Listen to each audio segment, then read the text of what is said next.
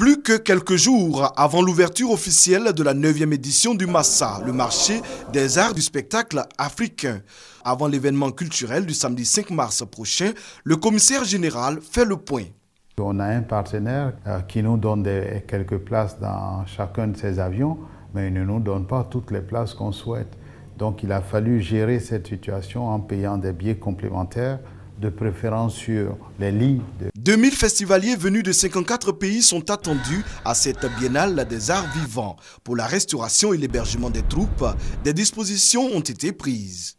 Ce que nous essayons de faire, une fois que quelqu'un a été sélectionné dans le IN, il prend le déjeuner sur place dans son hôtel, et puis dans la journée, on lui donne des tickets repas et il mange au Palais de la Culture où nous avons un village gastronomique. En 2014, les cachets des participants au Massa In ou Massa officiel ont été majorés de 25%. Cette année encore, ces cachets seront augmentés.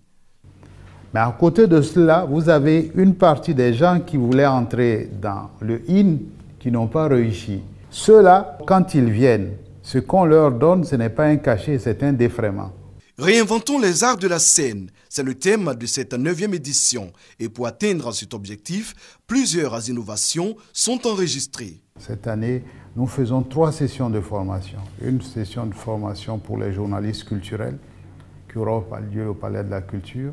Une deuxième session pour les techniciens du spectacle et une troisième pour les humoristes. 14 sites ont été sélectionnés pour faire d'Abidjan la capitale mondiale des arts vivants du 5 au 12 mars prochain.